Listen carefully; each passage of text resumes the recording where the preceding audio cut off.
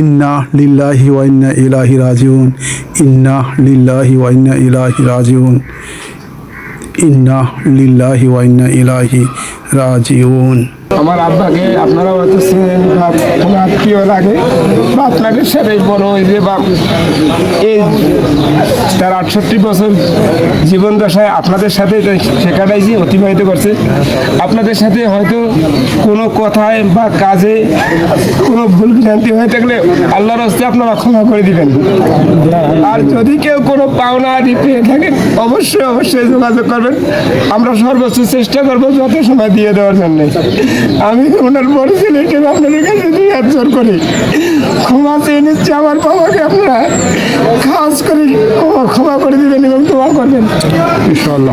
আমার বাবাকে আমরা সবাই মাফ করে দিলেন তো? আলহামদুলিল্লাহ। সবাই মাফ করে দিলেন তো? আলহামদুলিল্লাহ। আসসালামু আলাইকুম সম্মানিত দর্শক শ্রোতা, গতকাল রংপুর জেলার গঙ্গাচড়া উপজেলার লক্ষ্মীটারি ইউনিয়নের খানাটারি গ্রামের বাসিন্দা আবুল কালামের বাবা মোহাম্মদ মোফাজ্জল হোসেন ইন্তেকাল করেন। ইন্না লিল্লাহি ওয়া ইন্না ইলাইহি রাজিউন। আজ জুমার নামাজের পর মরহুমের জানাজা ও দাফন কাজ সুসম্পন্ন হয় আলহামদুলিল্লাহ।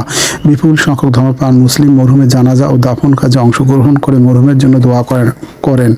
আপনারাও দয়া করে মরহুমের জন্য দোয়া রাখবেন। ইয়া আল্লাহ, আমরা ওই পথে যাত্রী, এই কবরে যাওয়ার আগেই কবরের মাল সামানা প্রস্তুত করা তৌফিক আমাদের দান করুন। ইয়া আল্লাহ, মৃত্যুকালে ইমানের দলিল লা ইলাহা ইল্লাল্লাহু মুহাম্মাদুর রাসূলুল্লাহ সাল্লাল্লাহু আলাইহি সাল্লাম কলেমাখানে আমাদের কলবে জারি করে দিয়েন। আল্লাহুম্মা আমিন সুম্মা আমিন। লা ইলাহা ইল্লাল্লাহু মুহাম্মাদুর রাসূলুল্লাহ মিনহা খালাকনাকুম ওয়া ফিহা নুঈদুকুম ওয়া মিনহা নুখরিজুকুম তারাতান উখরা। মিনহা খালাকনাকুম ওয়া ফিহা নুঈদুকুম ওয়া মিনহা নুখরিজুকুম তারাতান উখরা।